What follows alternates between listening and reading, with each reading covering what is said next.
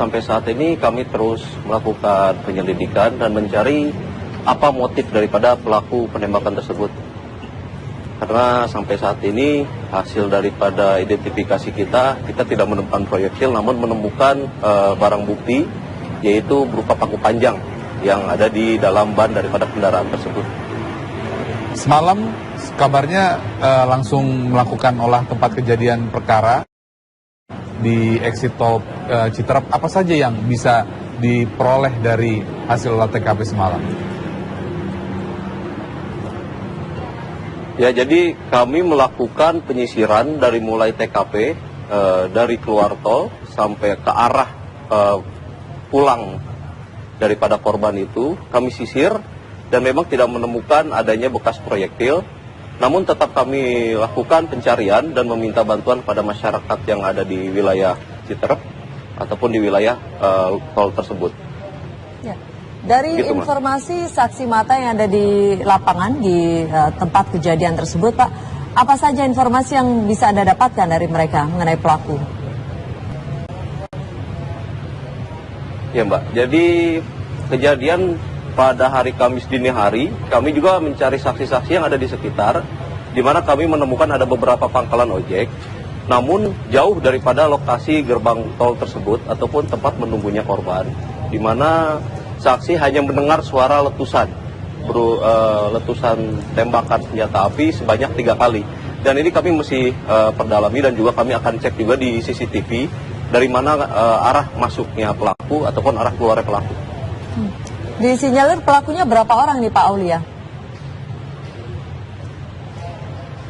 Jadi berdasarkan keterangan yang kami peroleh, dari keterangan korban hanya melihat 2. Namun dari beberapa saksi mata melihat satu kendaraan, tapi belum bisa dipastikan kendaraan merek apa.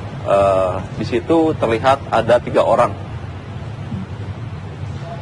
Apakah saksi mata yang Anda katakan tadi, Pak Aulia, merupakan tukang ojek yang berada di TKP penembakan itu, Pak? Ya, betul. Jadi yang saksi mata itu tidak melihat secara jelas karena yang bersangkutan ada di pangkalan ojek dan warung di kira-kira jarak 100 meter dari TKP dan memang tidak melihat secara jelas. Jadi mereka hanya mendengar suara letusan senjata api sebanyak 3 kali. Begitu, Mas. Pak Aulia, kalau sementara ini dari bukti-bukti yang ada, kemudian melihat motifnya begitu, dugaan sementara ini perampokan atau apa sebenarnya, Pak? Jadi perlu kami sampaikan, Mbak, kami lagi mendalami motif ya, karena kejadian seperti ini di Bogor baru sekali terjadi, dan terkait dengan penembakan tersebut, barang bukti yang kami temukan itu bukan merupakan jenis airsoft gun atau apa, tapi barang buktinya berupa paku. Jadi kami masih terus mendalami motif ya, mudah-mudahan bisa kami temukan dengan segera. Baik, saya mau beralih ke Wakil Sekjen Perbakin, Pak Roberto Roh, yang berada di sambungan telepon. Pak Roberto Roh, selamat malam. Selamat malam, Mbak. Ya, Pak Roberto, kalau kita lihat ini kan aksi menggunakan senjata api ini semakin marak di jalan. Sesungguhnya untuk mendapatkan atau memiliki senjata api itu izinnya saat ini ketat atau tidak sih? Iya, kalau kita bicara ketat, sangat ketat izinnya, ya. Aturannya itu terutama Perbakin. Perbakin itu karena Perbakin terdiri dari beberapa bidang ya, ada yang tembak sasaran, tembak reaksi, berburu, ya. Salah satu lagi ada siluet. Nah, sekarang ini satu bidang lagi yang dimasukin ada airsoft, tapi airsoft itu baru masuk saja. Kalau kita lihat yang pertama tembak sasaran, ini atlet ya, berprestasi, ya. Itu yang terwadah di dalam tembak sasaran.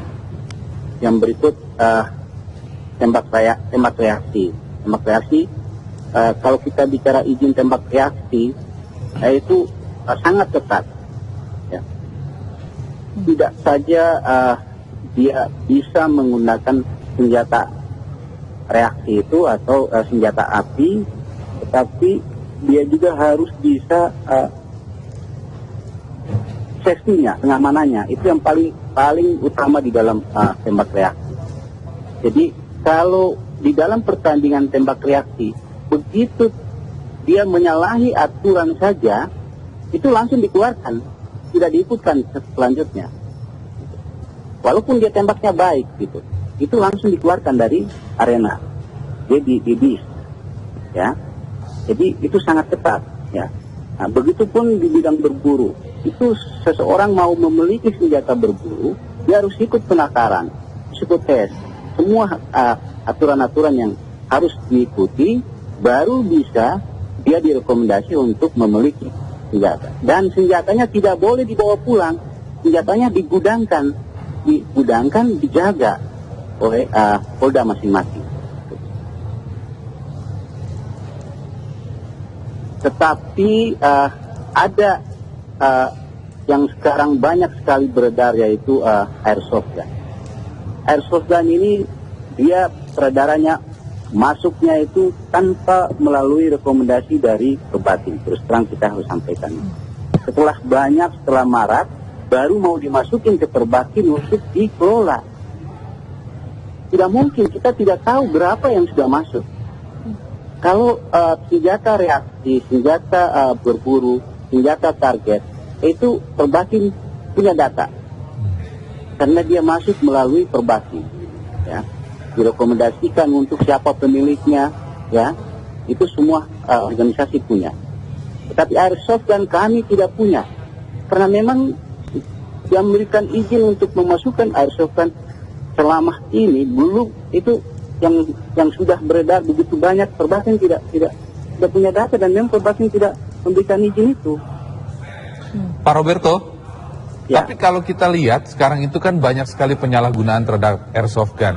Mulai dari untuk tindak kejahatan, menakut-nakuti di jalan, bahkan peluru jenis 6 mm itu juga bisa melukai, bisa tembus. Nah, lalu apa yang bisa kita lakukan untuk mencegah penyalahgunaan terhadap airsoft gun ini yang Anda katakan tadi?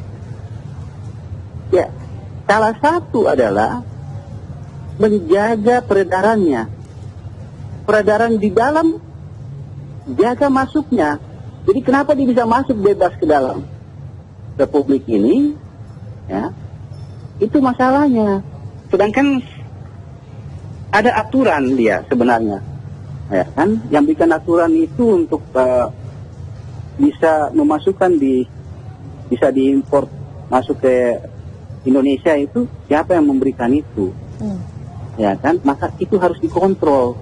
Jangan sudah banyak begini, sudah beredar begitu banyak, baru karena ini berhubungan sama senjata, sipil bebas pegang, Perbakin diminta.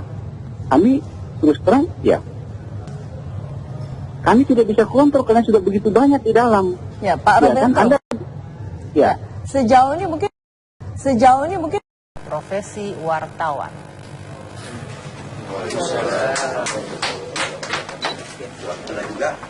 Presenter dan aktor ternama Raffi Ahmad meminta maaf atas ucapannya beberapa waktu lalu yang dinilai telah melecehkan profesi wartawan.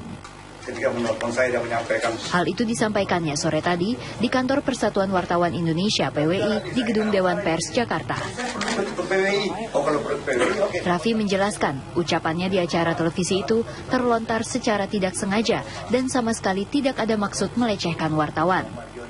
Paling susah waktunya. Saya memohon maaf kepada Ketua Umum PWI Pusat dan semua insan media, semua insan wartawan dan semua atas kehilafan saya yang terjadi dalam acara Happy Show pada hari Minggu tanggal 1 November 2015, hari Minggu kemarin.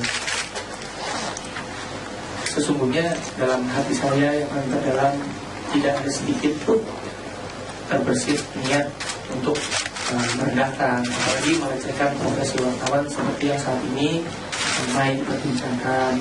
Karena saya sebagai manusia biasa yang tentunya tidak saya pernah salah, saya lupa, dan tentunya juga saya kan tidak luput dari salah. Ketua Umum PWI Mardiono mengapresiasi langkah Raffi yang langsung meminta maaf kepada insan pers dan menilai ucapan itu juga sebagai kritik bagi wartawan. Karena suratnya ini ke Ketua Umum PWI Pusat, kalau itu sebagai kesalahan, permohonan maafnya sudah kita terima, dan kalau itu sebagai kritik, tentu kita semua menerima kritik itu sebagai hal yang baik.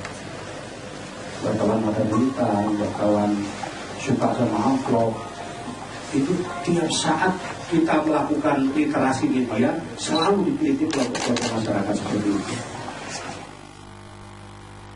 Hari Minggu lalu dalam sebuah acara di televisi swasta, Raffi melontarkan gurauan yang menuai protes dari para wartawan. Ucapan Raffi yang menyebut wartawan mata duitan sempat memicu reaksi keras dari para insan pers.